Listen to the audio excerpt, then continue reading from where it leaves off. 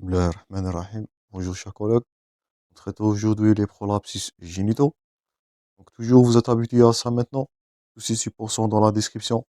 Maximum de partage chers collègues pour que les vidéos atteignent le maximum nombre des étudiants.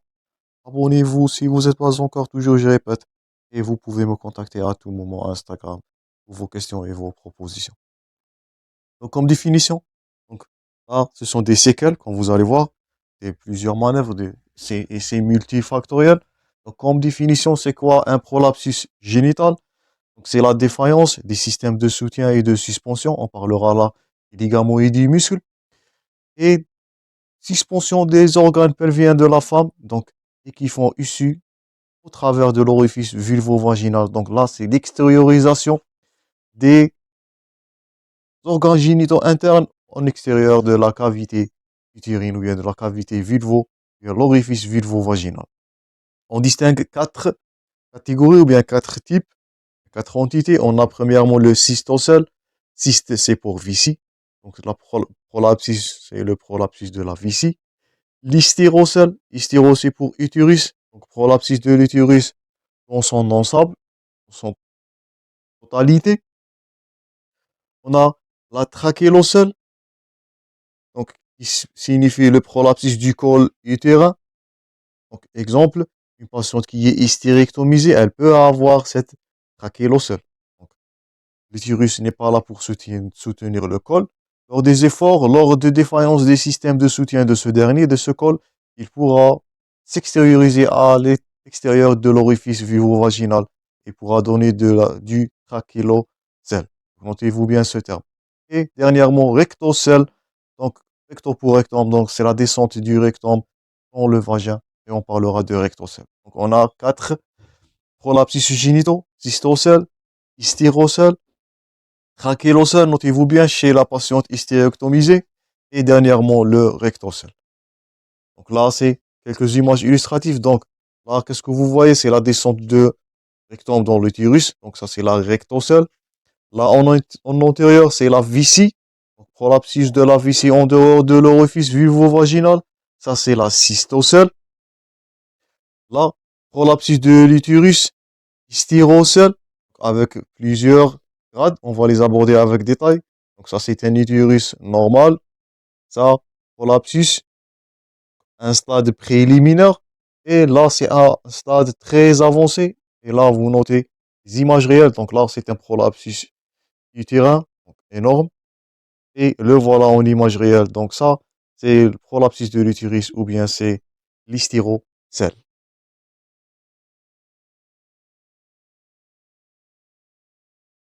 Rappel anatomique. Donc, ça nous fait rappel à l'anatomie du périnée. Donc, le plancher périnéal, il est constitué de trois plans. Donc, c'est une anatomie ou bien c'est une structure qui est très complexe. Multiples structures là, ils sont incriminées. Donc, un plan profond, un plan moyen et un plan superficiel. Je vous invite à noter les muscles qui se répartissent à chaque plan. Donc, pour le plan profond, on note premièrement le muscle relevé de l'anus. Il fait un rôle ou bien joue un rôle dans la continence. Les muscles ischio-coccygiens et les ligaments utérosacrés. Ces derniers vont fixer l'utérus et le plan profond aux deux os, je répète, le sacrum et le coccyx. Donc, ces structures-là, en cas de traumatisme, en cas d'un accouchement traumatique toujours, donc, pour avoir la lésion de ces structures-là, ils peuvent donner le prolapsus. Donc, pour le plan profond, le releveur de l'anus, l'ischio-coccygien et les ligaments utérosacrés. Donc, comme leur nom indique, fixation de l'utérus à la paroi sacrée, donc, moyen de fixité. Pour le plan moyen, donc c'est les muscles transverses profonds. Et pour le plan superficiel, donc le périnée superficiel, donc c'est les muscles transverses, c'est le muscle ischio-caverneux, bulbo-caverneux et les constructeurs de la vulve. Donc, si on prend ces muscles-là par plan donc, profond, bien superficiellement vers la profondeur, on note, je répète, les muscles transverses, ça c'est superficiellement. L'ischio-caverneux, le bulbo-caverneux, c'est ceux derniers majoritairement qui vont former le périnée superficiel et les constructeurs de la vulve pour la musculature vaginale externe.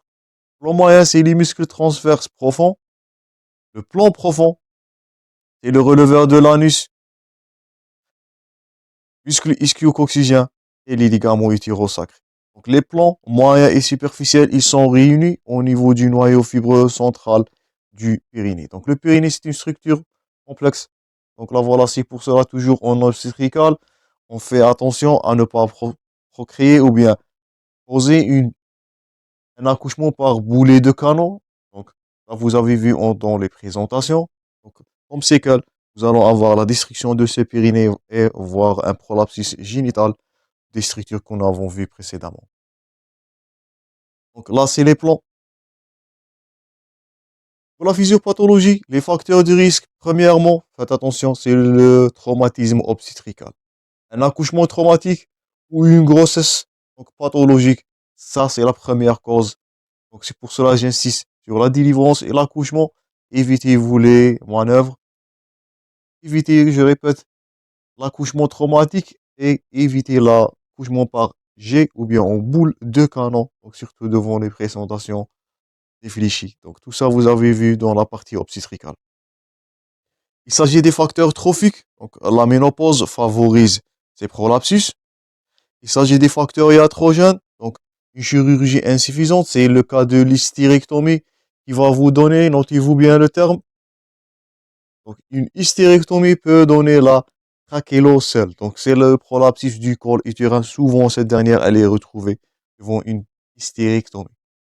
Donc faites attention dans vos cas cliniques, hystérectomie, bien une femme hystérectomisée pourra avoir une trachéocèle. Dernièrement, comme facteur de risque, donc on note des facteurs constitutionnels. Donc rarement on note un prolapsus chez les filles vierges. Généralement, je notez-vous bien, c'est le traumatisme obstétrical, c'est les accouchements, les manœuvres, les forceps, ce qu'on va détailler dans cette partie. Les facteurs trophiques, donc la ménopause favorise ces derniers, et surtout si vous avez la trachéocèle, vous allez incriminer ou bien vous êtes devant une chirurgie insuffisante, devant une hystérectomie. J'espère que c'est clair jusqu'au maintenant. Et on va passer à la partie clinique, la partie la plus importante et la plus intéressante. Donc, premièrement, en commençant par les circonstances de découverte.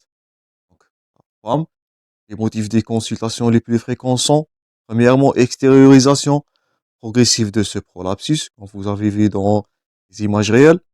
Une pesanteur pelvienne qui est aggravée lors d'un effort ou de l'orthostatisme.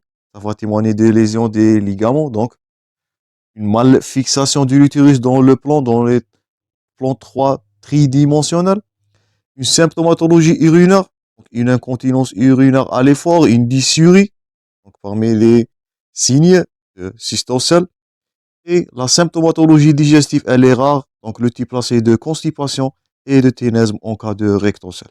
Donc chacun de ces prolapsus là, il a ses signes cliniques ou bien ses circonstances. Extériorisation en cas de cystocèle ou bien hystérocèle total, pesanteur pelvienne.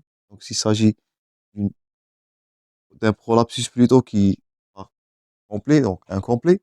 Signe urinaire devant une cystocèle et des signes digestifs devant les rectocèles. Donc constipation, ténesme, dysurie, pesanteur, orthostatisme, voire prolapsus, tout ça sont les circonstances de découverte. C'est les motifs de consultation les plus fréquents. Deuxièmement, votre conduite à tenir, toujours premièrement l'interrogatoire, donc l'étape la plus importante dans toute étude clinique. Donc premièrement, vous allez noter l'âge et l'état général. Généralement, ces prolapsus sont favorisés par les sujets âgés. Et chez les sujets âgés, surtout les antécédents gynécologiques, l'âge de la ménopause, c'est un facteur favorisant. Son ancienneté, son influence sur le prolapsus, parce que la ménopause, elle a augmenté ce dernier. C'est généralement le cas. Les antécédents obstétricaux, le titre le plus important, donc les nombres de gestation, la notion de macrosomie, les lésions, bien les accouchements traumatiques, les manœuvres traumatiques, donc c'est le forceps et les expressions, et la notion des déchirures périnéales lors de l'accouchement. Donc tout ça, il est à rechercher dans l'interrogatoire. Les signes associés, donc souvent c'est des douleurs pelviennes, des métrorragies, des dyspareunies, notez-vous bien, Cette dyspareunie, on l'avait vu précédemment dans l'endométriose. Donc, cette dyspareunie pourra être profonde ou bien pourra être superficielle selon la localisation. Donc, je répète, douleur pelvienne, métrorragie, dyspareunie, constipation qu'on avait vu et incontinence urinaire à l'effort. Donc, tout ça, il est à rechercher dans votre interrogatoire pour s'orienter vers le type ou bien vers l'étage. Nous allons classer ces dernières en 4 classes ou bien 4 étages. Troisièmement, l'examen clinique. Donc, vous allez faire votre examen sur 2 phases. Donc, une inspection au repos et surtout une inspection qui se fait à l'effort. Lorsqu'on dira à l'effort, c'est un effort de tout. Inspection au repos. Donc, vous allez retrouver le prolapsus. Vous allez trouver une fourchette vulvulaire qui est béante. Vous allez trouver les cicatrices de déchirure périnéale. Donc, tout ça, ça sont des témoins de manœuvre ou bien d'un accouchement traumatique. Donc, ça, c'est premièrement au repos. Deuxièmement, l'inspection à l'effort. L'effort de tout, elle révèle 2 points. Donc, premièrement, signe souvent retrouvé, c'est la fuite urinaire, puisque l'incontinence digestive. Donc, premièrement, fuite urinaire qui va être liée à l'effort. Et deuxièmement, le prolapsus, surtout en cas de stérocèle. Donc, le prolapsus, soit vous allez retrouver un déroulement de la paroi vaginale antérieure. Donc, on parlera de colpocèle antérieur, premièrement. C'est seulement la paroi vaginale antérieure. Vous pouvez avoir le déroulement de la paroi vaginale postérieure. On parlera de colpocèle postérieur. Ou bien on pourra avoir la chute totale du col utérin. Donc, ça, sur plusieurs degrés. On note premièrement, premier degré, le col restera intravaginal. Deuxième degré, le col, il va effleurer l'orifice vulvulaire et vulvaire. Troisième et quatrième degré, le col, il est totalement extériorisé. Donc, si vous avez un déroulement seulement de la paroi vaginale antérieure, c'est la colpocèle antérieure, colpo pour col. La même chose pour la paroi vaginale postérieure, on parlera de colpocèle postérieur et pour la totalité de l'utérus. Donc, on a donc la, la trachéocèle qui est souvent retrouvée chez la patiente hystérectomisée. Avant de conclure cette partie, on va voir un titre très important, c'est la classification de Baden. Baden et Walker. Donc, vous êtes censé de le garder par cœur, souvent posé bien sûr comme thème d'examen. Cette classification, elle est réalisée en décubitus dorsal, en position gynécologique, associée à un effort de poussée abdominale maximale, à la manœuvre de Valsalva. Là, ce que vous allez constater, donc ça c'est la phase, bien l'inspection à l'effort, vous allez constater la descente des organes génitaux. Et alors là, vous allez évaluer par rapport à quoi? Ça, c'est une question fréquemment posée. Donc, c'est l'hymen qui est là votre point de référence et qui est votre repère. Donc, la classification de Baden et Walker, si on vous pose la question, quel est votre repère là pour dire qu'il s'agit du grade 0, 1, 2, 3, voire 4. Donc, c'est l'hymen qui est le point de repère, qui est le point de référence dans cette classification. On distingue donc 4 étages génitaux. Donc d'avant en arrière, c'est ce qu'on avait vu au début de ce cours. Donc cystocèle pour la vessie, styroptose, c'est pour l'utérus. On a l'érythrocèle, donc c'est pour le cul-de-sac de Douglas. On dit qu'il s'agit d'une érythrocèle. Et dernièrement, la rectocèle qui est la plus rare. Donc c'est pour le rectum. Donc d'avant en arrière, cystocèle, styroptose, érythrocèle et rectocèle. On dit qu'il s'agit d'un grade 0, exemple de cystocèle, s'il s'agit de la position normale dans l'étage qui est à étudier. Donc, premièrement, grade 0, c'est anormal. Grade 1, donc toujours par rapport bien à l'hymen, je répète toujours. Donc, c'est la descente à mi-chemin entre la position normale et l'hymen. Donc, l'organe là, soit vessie, soit utérus, soit le cul-de-sac, voire le rectum. Dans le grade 1, il est situé, si on vous pose ça dans un contexte clinique, nous avons constaté dans un examen gynécologique d'une femme qui est tarée, qui est multipare, qui a eu des antécédents des accouchements traumatiques, donc vous avez tout le contexte. Donc on avait constaté un utérus par exemple qui est situé entre mi-distance entre sa position normale et l'hymen. Donc là, il s'agit de grade 1 de l'hystéroptose. Grade 2, donc c'est la descente de cet étage jusqu'au niveau de l'hymen.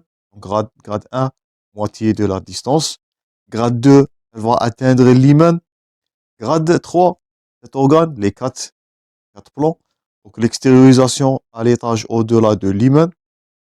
Grade 4 qui est le plus étendu.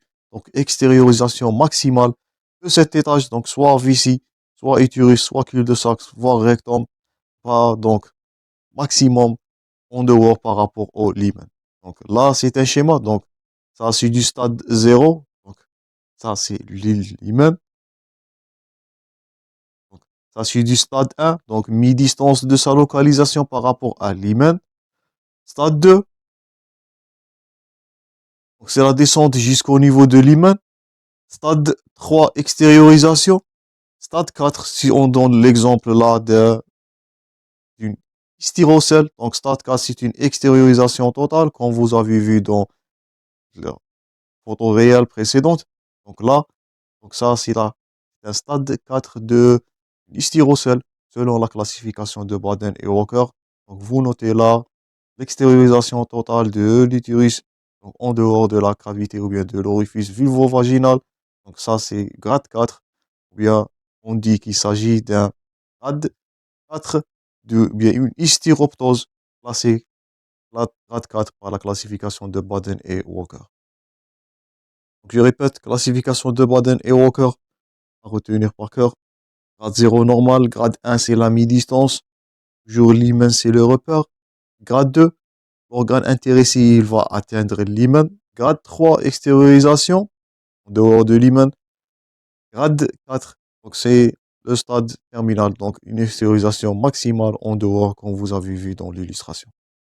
Donc ça c'est tout pour cette première partie, chers collègues. On continue notre conduite à tenir, notre pratique devant prolapsus génital très prochainement. Toujours, bon courage dans vos préparations, maximisez vos partages, chers collègues. Merci pour votre attention toujours et à la prochaine.